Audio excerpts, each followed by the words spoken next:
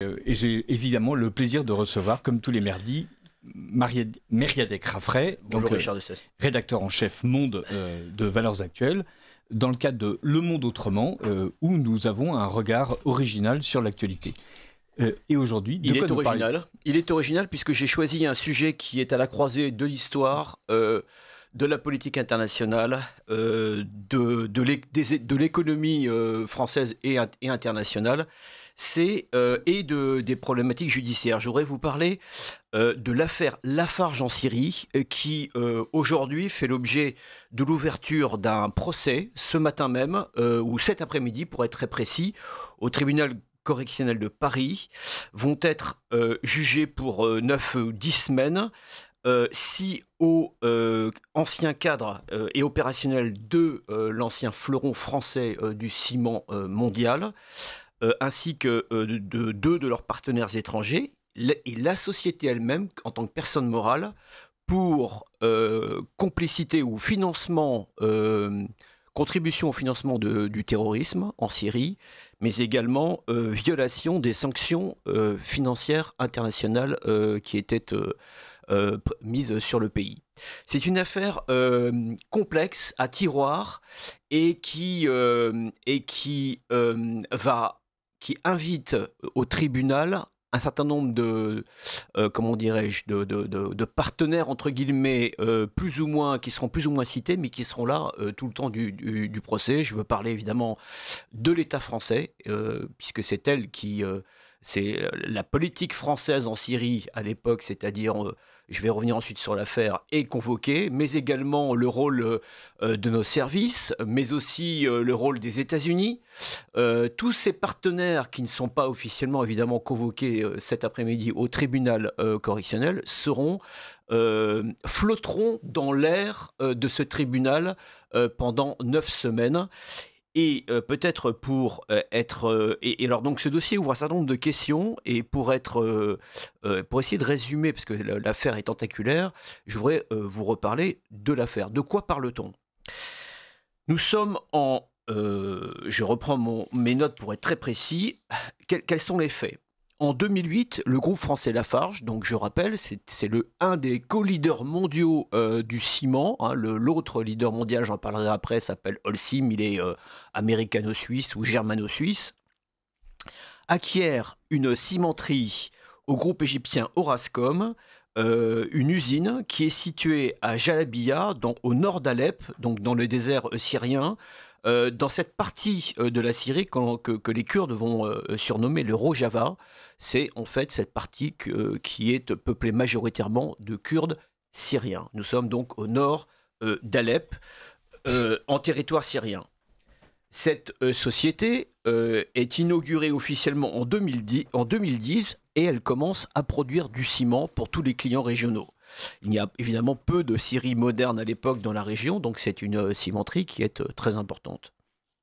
Hein, pour vous donner une idée, je crois que le groupe français avait acquis cette cimenterie pour un montant de l'ordre de 700 millions de dollars, ce qui pour Lafarge n'était pas beaucoup, mais qui donne une idée en fait de la taille, du volume, du potentiel industriel de l'entreprise. Un an plus tard, patatras, en mars 2011, débute officiellement la guerre civile en Syrie, et les affaires et les emmerdements commencent pour le groupe français en Syrie. Et en fait, à partir de mars 2011, cette société qui est une filiale en fait, pour être précis, du groupe Lafarge, qui s'appelle Lafarge Cement Syria, donc LCS, va fonctionner quasiment jusqu'à la mi-2014, c'est-à-dire de 2011 à 2014, cette entreprise va continuer à fonctionner sur une décision assumée à l'époque des responsables français, qui s'étaient, je résume, retrouvés finalement devant le dilemme suivant: soit trouver des moyens de continuer à exploiter cette cimenterie, de payer ses salariés, hein, il y a plusieurs dizaines de salariés, des centaines, des milliers, peut-être même des milliers de gens qui vivaient directement ou indirectement de cette entreprise dans un endroit où évidemment le nombre d'entreprises est quand même symbolique. Hein, il n'y a quasiment pas d'exploitants de cette taille dans cette région-là. Ou alors, c'était la fermer et perdre et quitter cette entité.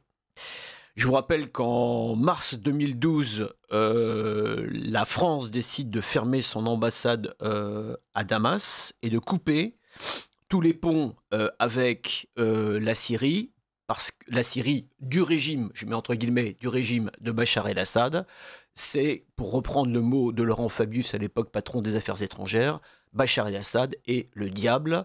Il faut tout faire pour faire chuter le diable à Damas. Ça, c'est la philosophie avec laquelle la France décide de gérer le dossier libyen. D'ailleurs, en mars 2012, c'est une décision d'ailleurs qui n'a... je dis une bêtise parce que Laurent Fabius arrive après aux affaires étrangères. En mars 2012, nous sommes encore sous le mandat de Nicolas Sarkozy. Et si je ne me dis pas de bêtises, c'est l'ancien maire de Alain Juppé qui est aux affaires étrangères, et c'est Nicolas Sarkozy qui prend la décision de fermer cette ambassade, décision qui sera évidemment prorogée, confirmée ensuite par François Hollande et Laurent Fabius, pour être très précis dans ce dossier, Richard. Et là, si vous voulez, un certain nombre d'entreprises, de grosses entreprises françaises décident de partir. C'est d'ailleurs ce qui est reproché à Lafarge, c'est que vous n'êtes pas partis, mais les autres sont partis. Pourquoi êtes-vous restés? Pour faire du pognon. Je vais vous citer tout de suite l'accusation du parquet contre les accusés qui vont devoir répondre de cette accusation à partir de cet après-midi. Je cite, l'ensemble des mises en examen ont, dans une logique de recherche de profit, organisé, validé, facilité ou mis en œuvre une politique supposant de faire parvenir un financement aux organisations terroristes implantées autour de la cimenterie. Je ferme les guillemets. Tous les mots de cet acte d'accusation sont importants car ils reflètent la vision qu'a la justice française aujourd'hui de ce dossier, dont je vais essayer de vous montrer qu'il était beaucoup plus complexe que ce chef d'accusation qui vaut donc à 6 des anciens hauts cadres de Lafarge d'être poursuivis en justice. En fait, à l'époque, effectivement, des groupes comme Total, par exemple, décident de quitter aussitôt la Syrie, mais Total n'est pas dans la même situation que Lafarge. Total, effectivement, a une filiale sur place, mais qui est dont un des co-actionnaires minoritaires, mais important quand même, par exemple, est l'État syrien, ce qui n'est pas le cas de LCS. LCS, en fait, est une joint venture entre Lafarge et puis un partenaire minoritaire, mais faire des affaires en Syrie exigeait évidemment d'avoir un partenaire syrien. Il s'agit d'un homme qui s'appelle Firas Tlas, qui est à l'époque un des plus riches hommes d'affaires de Syrie, qui est un sunnite, dont le père est l'ancien ministre de la Défense de Assad et de Bachar. Il est donc très introduit auprès du régime, mais ensuite cet homme-là en fait passe pour un opposant, il quitte la région, il se réfugie à Dubaï, et depuis Dubaï continue à gérer ses affaires en Syrie. Donc Lafarge, d'un point de vue structurel, si vous voulez, n'est pas dans la même situation par exemple qu'un Total. Première chose, donc c'est important parce qu'il n'est pas exposé de la même façon aux fameuses sanctions internationales ou cas internationaux. Deuxième chose, Lafarge est réputé et connu pour sa culture maison, sa vision industrielle, patrimoniale et je dirais même humaniste en fait de son business. Chez Lafarge, quand on a investi dans une entité industrielle lourde, le ciment, c'est l'industrie lourde. D'un seul coup, on ne raye pas d'un trait de plume l'investissement, les salariés qui vont avec, le savoir-faire, la place acquise sur le marché, etc., etc. Et donc, lorsque éclate cette guerre industrielle, les gens de Lafarge réfléchissent à la façon de pouvoir continuer à fonctionner dans cet environnement je dis de crise, pas de guerre, parce qu'en réalité, au départ, le conflit est beaucoup plus, le conflit est surtout important dans les zones urbaines, à Damas, autour d'Alep, etc., dans ces grandes zones urbaines. Mais l'usine étant, elle, située, comme je l'ai dit, au nord d'Alep, dans une zone désertique et plutôt sous contrôle à l'origine de l'armée syrienne puis kurde, elle est pendant 1 ou 2 ans, en fait, elle va rester relativement en dehors des combats, si vous voulez. Donc il y avait un environnement qui permettait de continuer à fonctionner. Troisième point, le discours des autorités françaises, à commencer par l'ambassadeur de France à Damas, Éric Chevalier. C'est un discours qui sera relayé bien sûr par Laurent Fabius et l'État français. Moi-même, comme journaliste, j'ai entendu ce discours. Je me rappelle notamment le discours d'un des patrons des services de renseignement français qui, à l'époque, expliquait « La chute de Bassad est une question de mois ». C'est imminent, c'est imminent.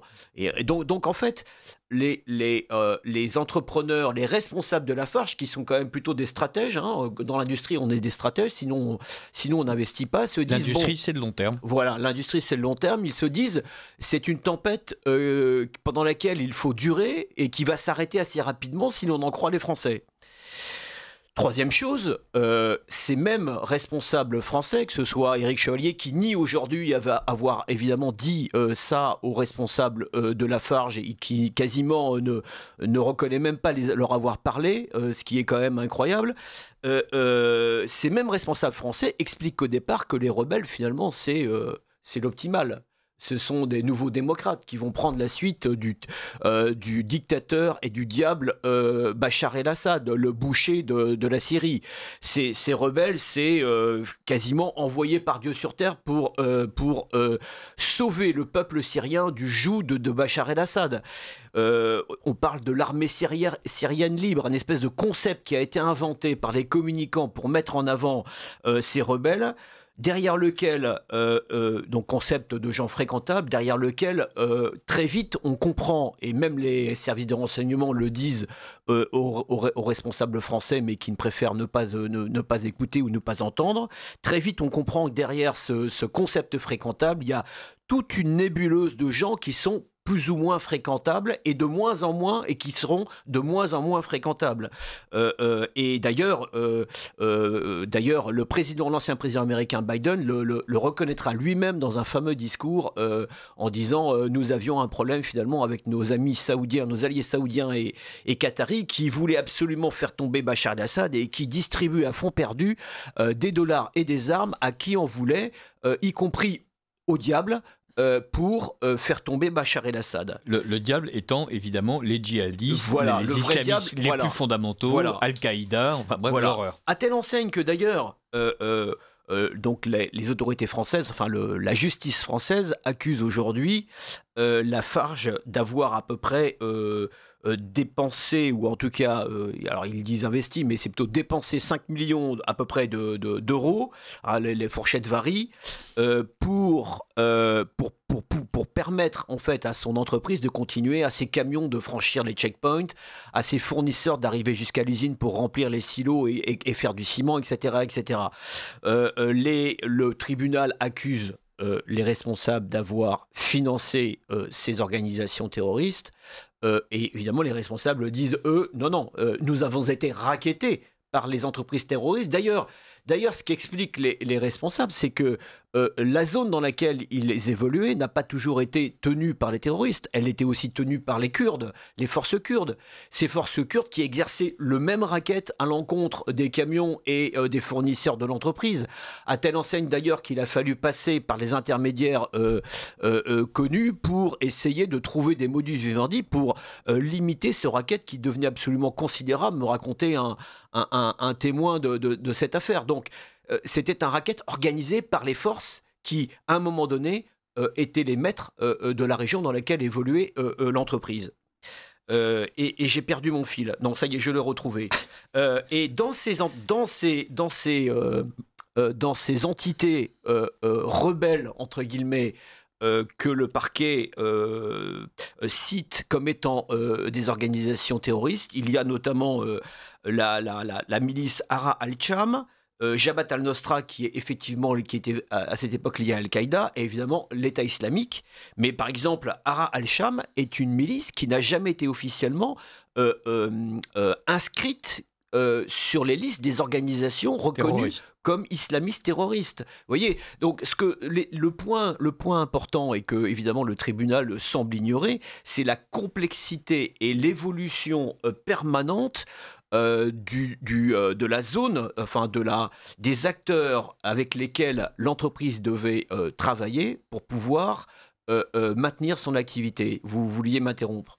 Non, je voudrais juste récapituler. Donc, une affaire qui commence en fait en 2011-2012, voilà, avec la guerre civile. 12 ans plus tard. Cette affaire met en jeu le cimentier Lafarge, à qui on reproche d'avoir collaboré des années durant avec des terroristes. Le mot collaboration est très bon parce qu'il est employé par les gens qui ont ouvert le dossier en portant plainte. Voilà. Je vais y revenir. Et on leur reproche, alors qu'en même temps, comme dirait Macron, les services secrets français, les diplomates français présentaient une partie des gens reconnus terroristes aujourd'hui comme étant des adversaires valables, comme les et surtout avaient expliqué à Lafarge que les choses allaient se régler rapidement et qui n'étaient pas du tout engagés pendant plusieurs années à accompagner, entre guillemets, disons que un pays en guerre. Le discours des autorités françaises incitait Lafarge à maintenir une activité, à maintenir une présence jusqu'au retour du soleil démocratique sur la Syrie. C'était ça le... Et manque de peau, ça a été une éclipse de plusieurs années. Et voilà. Et d'ailleurs, il ne suffit pas de croire sur parole les autorités de Lafarge. Il suffit de reprendre les discours des autorités françaises de l'époque. Moi, j'en suis un des témoins. C'est effectivement ce qu'on nous disait, jusqu'à d'ailleurs l'intervention de l'armée russe en 2015, qui va changer la face des choses et définitivement écarter l'idée que Bachar al-Assad allait tomber sous le coup de boutoir des islamistes. Mais revenons à la procédure, et puis après on parlera effectivement notamment des services français. La procédure, elle est initiée après différents témoignages publics de cette période qui vont être publiés sur des sites d'information syriens en 2016. Également un livre témoignage publié par l'un des accusés, donc l'un des acteurs de cette page d'histoire de Lafarge, le Norvégien Jacob Vernes, qui a été un temps responsable de la sécurité du site de Lafarge en Syrie. Et également un article du Monde du 21 juin 2016.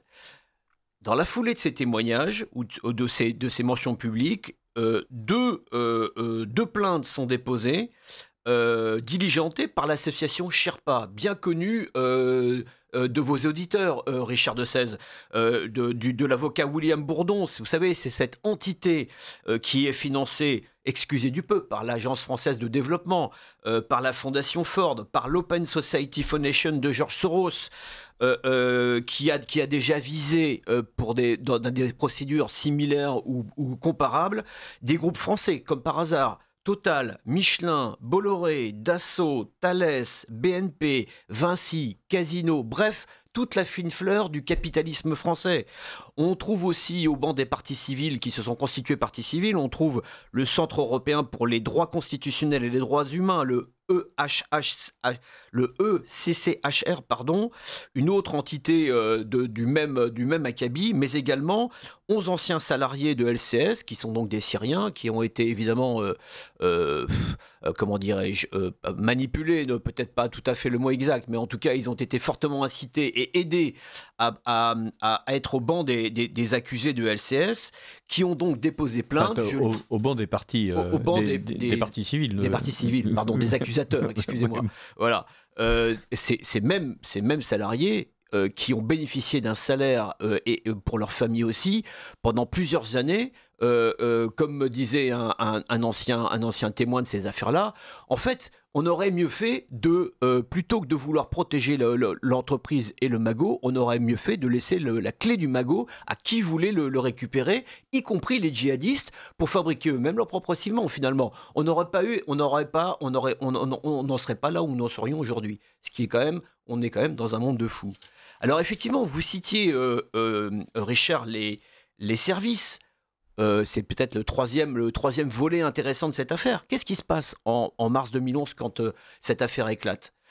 C'est un chaos, un magma géopolitique en Syrie. Personne n'y comprend rien, ça bouge dans tous les sens. Les groupes rebelles se défont. Ça évolue à la vitesse grand V, au rythme de l'arrivée de l'argent et des armes. Et sur le terrain, en fait, les positions des uns et des autres évoluent constamment. Il est donc très difficile de comprendre ce qui se passe.